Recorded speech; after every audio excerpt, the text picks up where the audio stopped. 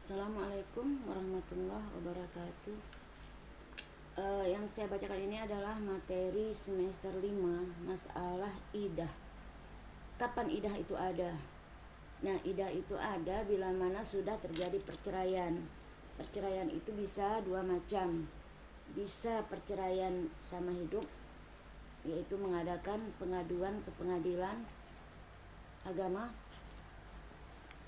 artinya cerai hidup, atau cerai tinggal mati. Kedua-duanya itu punya idah.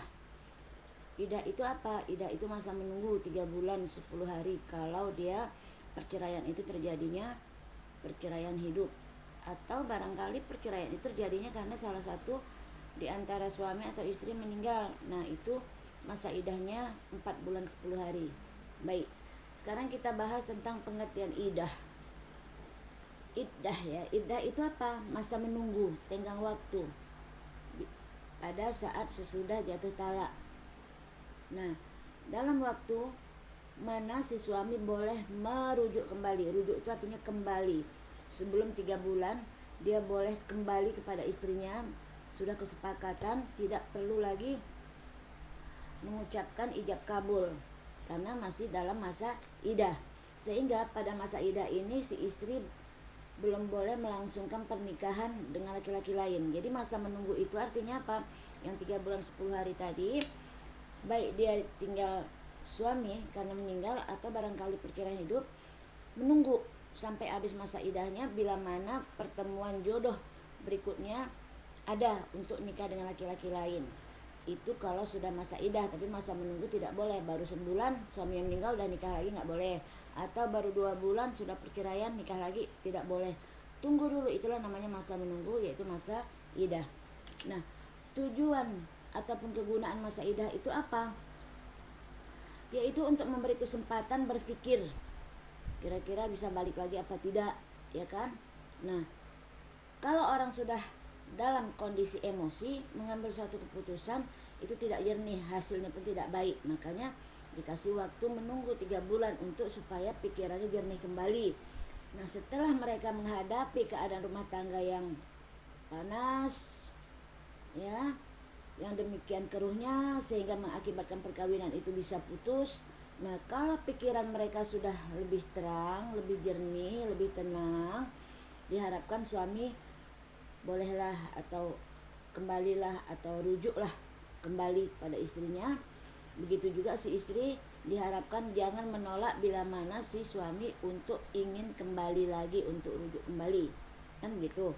Nah, sehingga hubungan pernikahan mereka dapat diteruskan kembali tanpa mengadakan ijab kabul karena masa menunggu, itulah nama idah. Nah, itu tujuan dan kegunaan masa idah.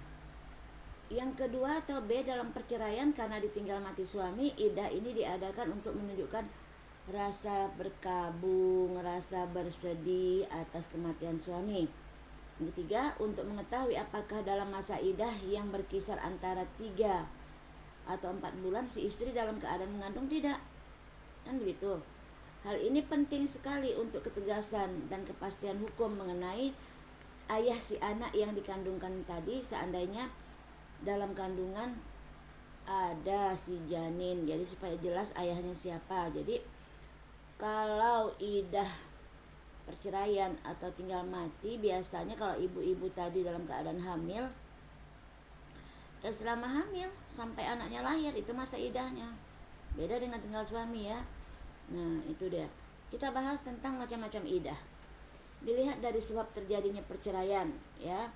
Idah dapat dibedakan menjadi 2. Ada idah kematian yang saya katakan tadi, idah cerai mati ya. Nah, istri yang ditinggal mati suaminya harus menjalani masa idahnya sebagai berikut, yaitu bagi istri yang tidak sedang mengandung, artinya bersih kondisinya, idahnya selama 4 bulan 10 hari. Ketentuan ini ada dalam Al-Quran surah Al-Baqarah, saudara lihat nanti ayat 234. Saya bacakan, isinya mengatakan bahwa orang-orang yang meninggal dunia di antara kamu lalu meninggalkan istri-istrinya, hendaklah istri-istri tersebut menjalani masa idah selama 4 bulan 10 hari. Nah, bagi istri yang sedang mengandung, idahnya adalah sampai melahirkan. Ada dasarnya, ada. Dalam Al-Quran surah At-Tolak ayat 4, bunyinya istri yang sedang hamil idahnya adalah sampai melahirkan bayinya atau sampai melahirkan dari kandungannya. Nah, pendapat yang kedua mengatakan bahwa idah istri yang sedang hamil adalah masa terpanjang.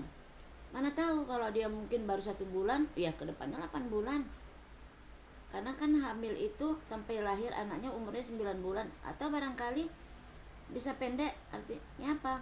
Bahwa kehamilan si istri tadi usia ke 8 bulan suaminya meninggal, ya sampai anaknya lahir sebulan udah selesai. Kan begitu. Nah, jadi pendapat kedua mengatakan bahwa idah istri yang sedang hamil adalah masa terpanjang di antara melahirkan, atau 4 bulan 10 hari. Pendapat ini yang lebih kuat daripada kedua pendapat yang lain ya. Nah, ada idah talak. Jadi cerai hidup lah bahasanya ya, idah talak. Idah talak ini dia bercerai dengan suaminya dengan dijatuhkan talakmu 1, 2 atau 3. Idahnya adalah sebagai berikut. Pertama, idah istri yang dicerai dalam keadaan mengandung, maka idahnya seperti yang tadi kita bahas, yaitu sampai melahirkan kandungannya. Nah, istri yang masih mengalami haid, sedang haid lah katakan, idahnya adalah 3 kali suci, 3 kali bulan, sampai dan menstruasinya 3 kali. Termasuklah suci pada saat terjadinya talak ya.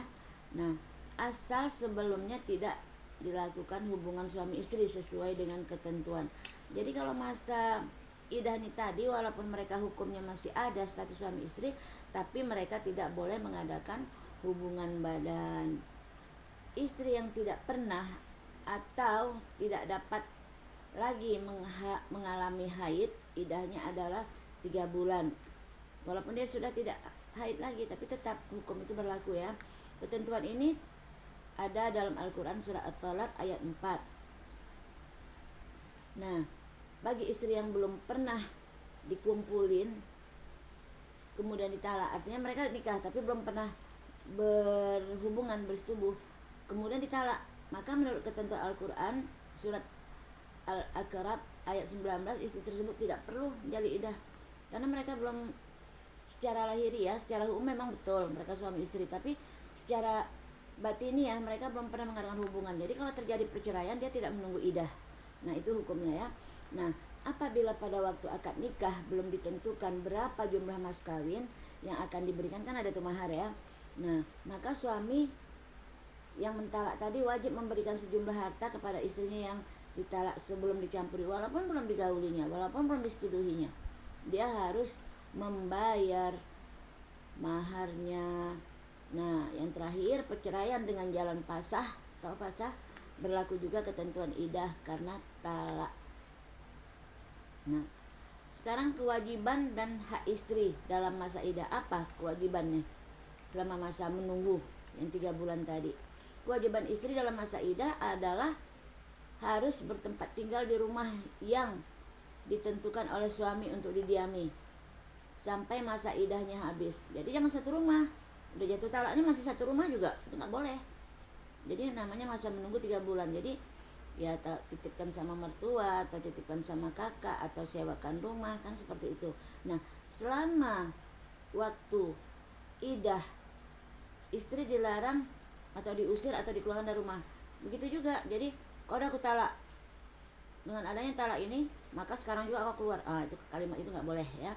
Selama masa idah, istri masih mempunyai hak mendapatkan nafkah dari suami, seperti nafkah sebelum terjadi perceraian, yaitu berupa tempat tinggal, makanan, pakaian. Tapi bukan hanya dia masih bebas menggauli istrinya. Oh, ini tidak, karena sudah ada kata-kata jatuhkan talaknya.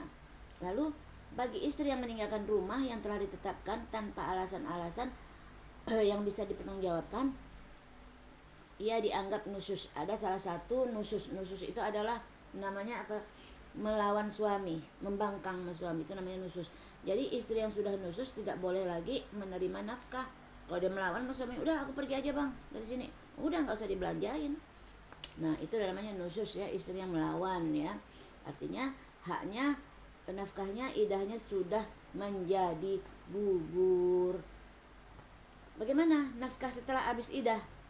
Kan idah tadi 3 bulan masa menunggu. Jadi selama 3 bulan ini si suami wajib membelanja istrinya, tempat tinggalnya, pakaiannya, makanan, biaya hidupnya ya. Nah, wanita yang ditalak suaminya dan masa idahnya sudah habis, ia boleh melakukan pernikahan. Nah, ini sudah terbuka pintu untuk nikah sama orang lain, boleh ya. Baru nikah dia boleh dengan laki-laki lain. Dengan terjadinya pernikahan baru ini, hubungan bekas suami yang tadi yang pertama dengan istri tersebut betul-betul putus, tidak ada lagi tali perkawinan, sehingga kayak orang lain aja. Sehingga dengan sendirinya istri tidak lagi berhak, mana belanjaku, nggak boleh, menerima nafkah, mana tempat tinggalku, tidak boleh. Demikian sebaliknya, suami juga tidak punya kewajiban lagi memberi nafkah pada istrinya karena sudah seperti orang lain, karena udah habis masa idahnya. Nah, undang-undang pernikahan ada memberi ketentuan bahwa pengadilan dapat mewajibkan kepada bekas suami ya, bekas suami untuk memberikan biaya penghidupan atau menentukan suatu kewajiban bagi bekas istri. Nah, itu ada ya perlindungannya di sana. Baik. Nah, ini tadi masa idah, masa menunggu. Bagaimana kalau kita rujuk, rajai, kembali ya? Pengertian rujuk adalah berarti kembali. Artinya suami istri ini antara laki-laki dan perempuan melakukan perceraian dengan jalan talak rajai tadi selama masih dalam masa idah tanpa pernikahan bain. Jadi yang mempunyai hak rujuk adalah suami. Dia ingin kembali kepada istrinya sebagaimana imbangan dari hak talak yang dimilikinya. Nah, dalam hal ini adalah Al-Quran menyebutkan di dalam surah Al-Baqarah ayat 228. Rujuk ini ada syarat-syaratnya. Apa syarat-syaratnya? Pertama, bila mana bekas suami hendak rujuk pada istrinya, hendaklah dia memenuhi syarat-syarat. Bukan kata-kata, yuk rujuk kita lagi yuk mah, yuk rujuk lagi kita dek. Tidak, harus memenuhi syarat-syarat tertentu.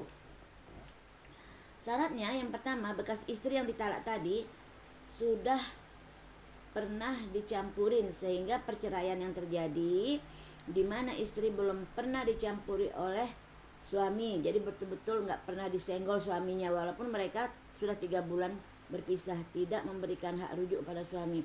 Kedua, harus dilakukan dalam masa idah, jadi masa penantian tadi yang 3 bulan, lalu disaksikan oleh 2 orang saksi. Nggak boleh kita kembali aja yuk mah, kita kembali aja, nggak boleh. Jadi seperti pernikahan, jadi ada saksinya, ada yang melihat, ada yang mendengar ya, minimal paling tidak ya orang tua mereka masing-masing lah, kami mau balik mah, kami mau balik ya, kan begitu.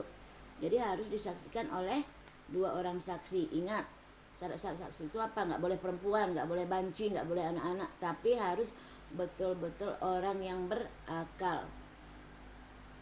Talak dijatuhkan oleh suami tidak disertai iwat dari pihak istri, lalu persetujuan istri yang akan dirujuk.